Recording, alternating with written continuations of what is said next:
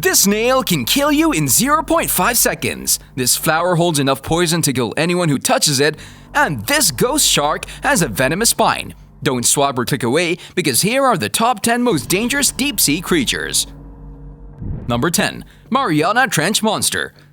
Okay, if this isn't the stuff of which nightmares are made of, then we don't know what is. They're called Magnapinna squids. They're usually located about 4,000 feet or about 1,200 meters below that surface. That's where the permanent dark zone is. To date, there are only 4 known species and all of them are kind of similar to one another, but it's really hard to get a photograph or video of them. We think you know why. Here's the first one being filmed back in 2007 in the Gulf of Mexico. They were filmed at the deepest oil drilling sites in the world. If we squint with one eye, we can swear this is an alien. This species can grow about 23 feet long, which is about 7 meters, and the longest part of their body is their appendages. It's said that because they're so long, they walk on the seafloor, grabbing organisms on the floor to feed off of. Number 9. Goblin Shark. Why is it called oh, never mind. No wonder they're called the living fossil. They can be found on coasts all across the world, and some scientists believe that these things don't live at depths of about 330 feet or 100 meters. They think that they dive to depths of around 4,300 feet, but only for short periods of time. Now, the average size of an adult goblin shark is between 10 and 13 feet or about 3 to 4 meters. They're pink on the outside and have a big jaw right underneath that cone-shaped snout. Now, when feeding, the moth extends outwards as its opening in order to grab the prey. Honestly, no wonder they come from an ancestor 125 million years old. Number 8. Fangtooth. From one monstrosity to the next, fangtooths are fish that inhabit the parts of the ocean known as the deep sea, and scientists weren't very creative when they named them. As the name suggests, they have fang-like teeth, but these fish are small in size, about 6.2 inches or 16 centimeters. Don't let the big jaw fool you, because these guys usually have a small head. The fish is dark brown and very thin, so thin that it's sort of like seeing through the fish. Some of the deepest specimens were found about 5,000 meters or 16,000 feet deep, and it's interesting how these guys smash that like button just like you should do if you haven't done so already. But no, what's actually interesting is how they live near the surface when they're young, and as soon as they reach adult form, about 8 centimeters or 3 inches, they'll plunge to the depths. Number 7. Lionfish. Whenever you see some fish in bright red, white, black, orange, and cream, just stay away. Those bright colors aren't for show, they send a message. You know, if you don't see the giant spikes sticking out of every possible side on the fish. Anyways, the dangerous thing about these guys is that he has those spikes on the back. They're hard enough to impale the skin and pump enough venom to make for one nasty bite. They're usually found in the Indo-Pacific and have been found at depths between 300 and 1,000 feet or about 100 and 300 meters. Number 6. Gulper Eel. And it also goes by the name of pelican eel. Even though they're rarely caught on camera, they've been seen in fishing nets, but they're still deep-sea creatures that have one heck of a feature. You see, the bottom part of their mouth opens up inflated, hoping to catch their prey. These marine biologists summed it up best for us with their gasps. They inhabit areas at 1,600 to 10,000 feet, and unlike original eels, they have a much larger jaw which makes up about 40% of their body.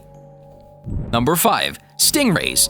If they were powerful enough to kill the crocodile hunter, they're powerful enough to scare us from ever approaching them.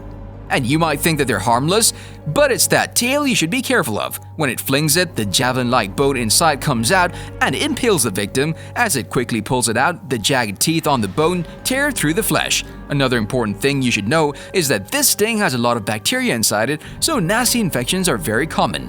This is why no one should ever get close to one.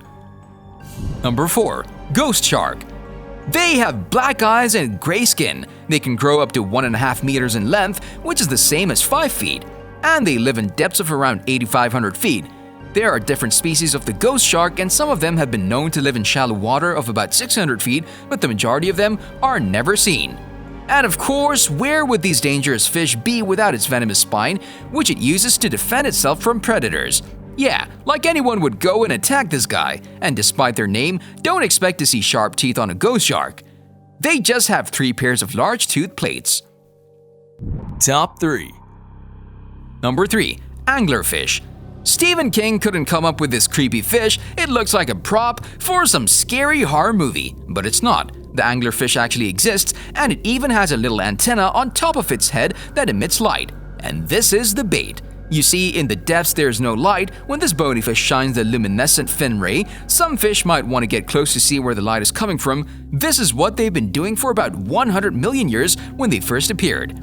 Now, some of them prefer to live on the seafloor, while others want to be away from it, and here's what perplexes us. You see a fish looking like a living, breathing horror movie, you catch it in the net, and we would assume that the first reaction would be to throw it away? Nope. People like to eat these. Like, some guy caught a monkfish, yep, that's the one, and said, "Get me that frying pan. This thing looks delicious."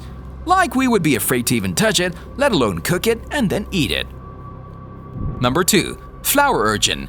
Hey look, what a wonderful flower on the bed bottom of the ocean. Let's go smell it. That would be pretty much the last thing you'd say if you got close enough to this bad boy. The flower urchin can be found in the waters of the Indo-West Pacific, and it's usually at depths of around 300 feet or 90 meters. Remember, this is a sea urchin, so you should stay away. It feeds on algae and bryozoans, which are these small invertebrate animals. From afar, they look like a big ball of flowers that's only about 6 to 8 inches in diameter or 15 to 20 centimeters. However, these little flower heads are actually venomous. They're called pedicellariae, and the pinkish-white flowers with a purple center have these tips in the form of a fang that is capable of piercing human skin upon contact, and it's precisely this that you should be worrying about. Once the skin is pierced, they'll inject the victim with 2 active toxins. The sting will interfere with the transmission of signals at nerve endings, and they'll also cause clumping of red blood cells.